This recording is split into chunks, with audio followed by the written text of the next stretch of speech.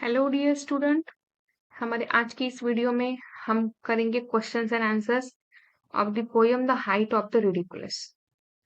इसके previous video में हमने उसका हिंदी एक्सप्लेनेशन देखा था the height of the ridiculous का, और इस वीडियो में हम उसके क्वेश्चंस और आंसर्स करेंगे। ओके, लेकिन बिफोर स्टार्टिंग द वीडियो, अगर आप यूट्यूब चैनल पे नए हैं या अभी तक आपने यूट्यूब चैनल को सब्सक्राइब नहीं किया है तो सबसे पहले आप यूट्यूब चैनल को सब्सक्राइब कर लीजिए और आपके दोस्तों के साथ भी शेयर कर दीजिए।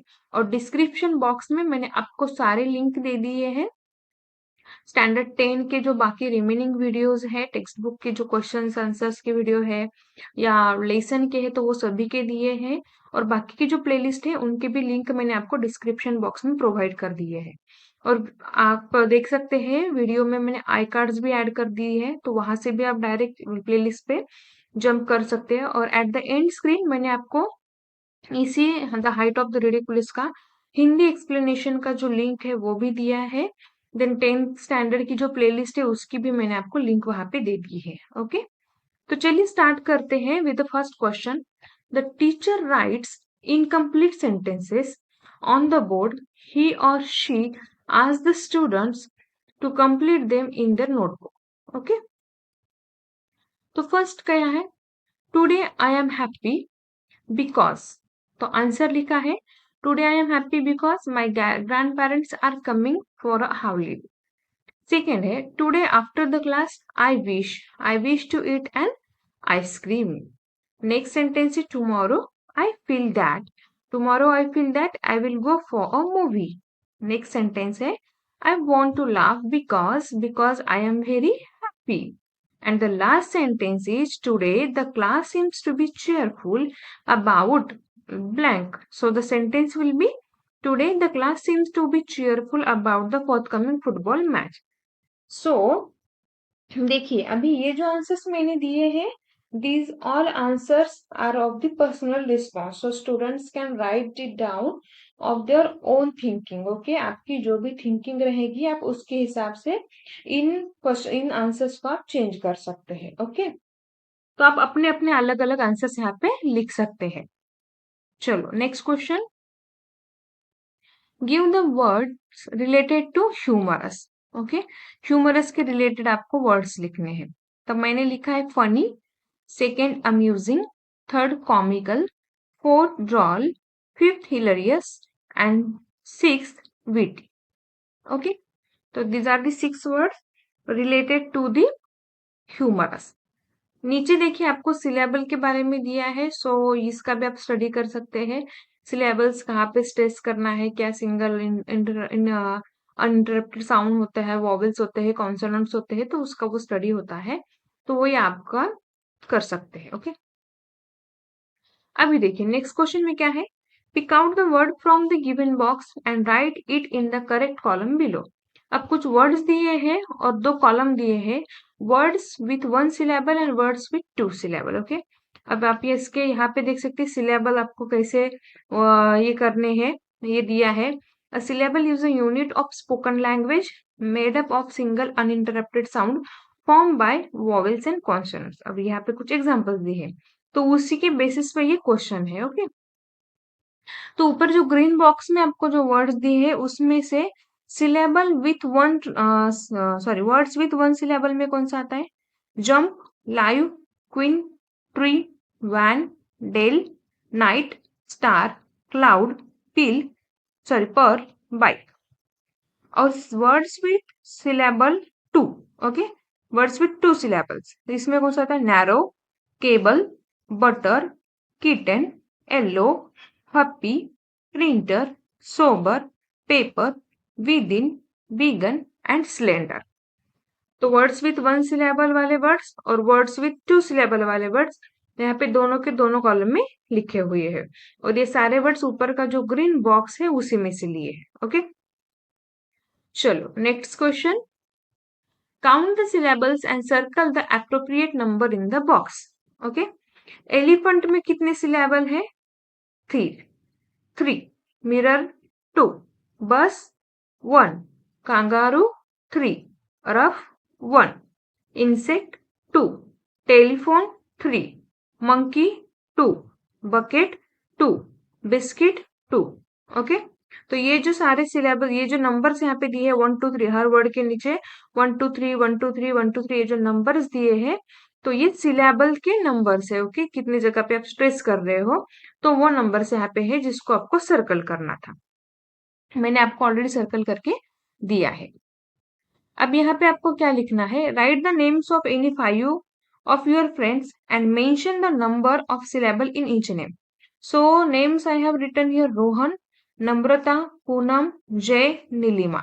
Rohan 2, Namrata 3, Poonam 2, Jay 1, Nilima 3. Okay, तो आप यहाँ आपके आपके हिसाब से आपके जो दोस्त रहेंगे, आपके जो फ्रेंड्स रहेंगे, आप उनके नाम लिख के उनका जो नंबर ऑफ सिलेबल है वो आप यहाँ पे लिख सकते हैं। So this answer will be varied from students to student because everyone, हर बच्चे का जो फ्रेंड्स होते हैं वो अलग अलग होते हैं। Okay, so you can write it down with different names as well. Next question. Find out expressions from the poem that indicate funny moments. One is already given over here, that is the I laughed as I would die. And remaining examples are was all upon the green grew broad and shot from ear to ear. He read the third, a chuckling noise. The fourth, he broke into roar. The fifth, his waistband split. The sixth, he burst 5 buttons off and tumbled in a fit. Okay, so these are the remaining examples which indicate the funny moments in the poem.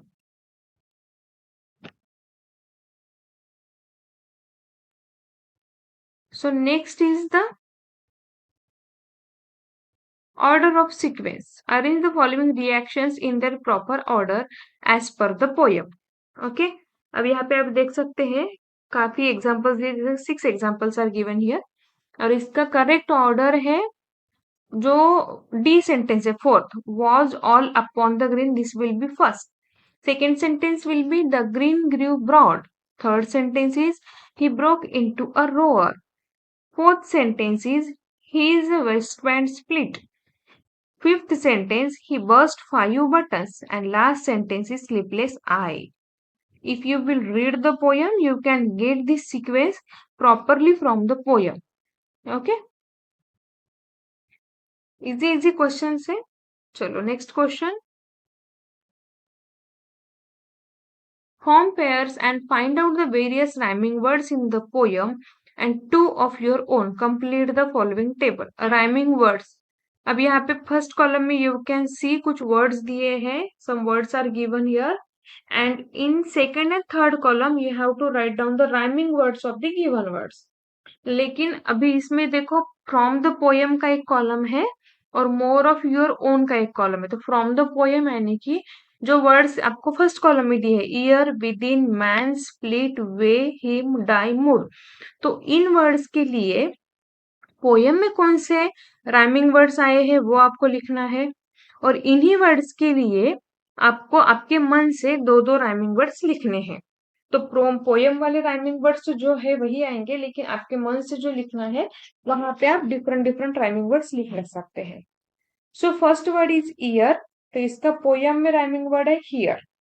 Okay, और जो more of your own है यानी कि खुद से लिखने वाले हैं वो है fear, dear. Okay, second word within, from the poem this is green, and more of your own, seen, been. Man, third word, man, can, fan, ran.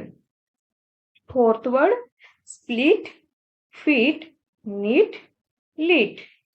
Fifth word, way, pay, say, ray. Sixth word, him, limb, dim, rim. Seventh word, die, I, fly, shy.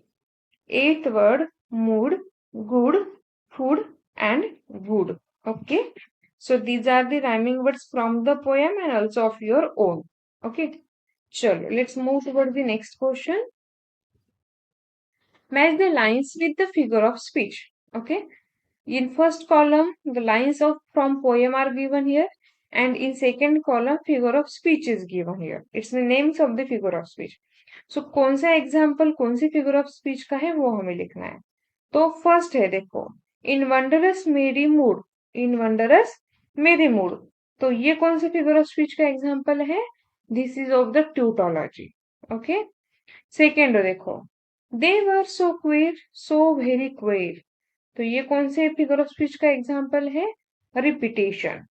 Third देखो, and saw him peep within. So this example is of the tautology. Fourth is the green grew broad. This example is of alliteration. Fifth is and shot from ear to ear. This example is of hyperbole. The sixth example is of he broke into a roar. So this is the example of onomatopoeia. And last, that is the seventh, the line is 10 days and nights with sleepless eye. So this is from the figure of speech transferred epithet. Okay. Now, next question. Complete the lines of the poem by choosing proper pairs of rhyming words and make it meaningful. Okay. So I have written here some words. आपको देख सकते हैं, आप नीचे bracket में words दिए हैं, तो उन्हीं वर्ड्स को आपको यहाँ पे अरेंज करना है. ओके. फर्स्ट है देखो, we return home late one night, in the window there glowed a light, burglars was our very first thought, for defense sticks and stones we sought. Let's grab the loot and run, was uttered soft by someone. The door we softly unlocked, and then we were truly shocked. Oops, before outside we were gone, the television had been left on. So this is the poem. चलो हम चलते हैं next question की तरफ.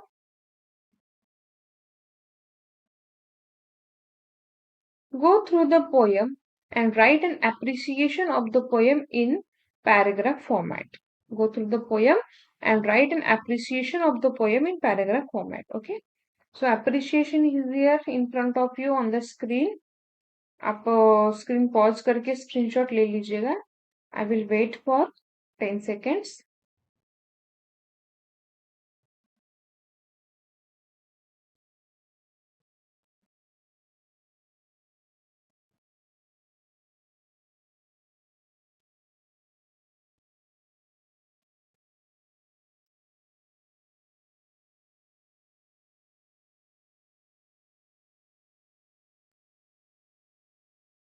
तो चलो यहाँ पे हो गया 10 seconds. आई होप आपने स्क्रीनशॉट अभी तक ले लिया है, या तो फिर आपको अगर स्क्रीनशॉट का नहीं पता है तो आप अगर आप लैपटॉप पे देख रहे हैं तो आप स्निपिंग टूल यूज करके भी इसका ये ले सकते हैं, स्नैपशॉट ले सकते हैं, या स्क्रीन पॉज करके सीधा सीधा आप इसको नोट डाउन भी कर सकते हैं, आपके नोटबुक में लिख सकते हैं, रजिस्टर में लिख सकते हैं. ओके. तो with this question we have completed are all the questions of the poem. We will meet in the next video. Okay. So with next lesson. चलो बच्चों, तब तक के लिए बाय बाय.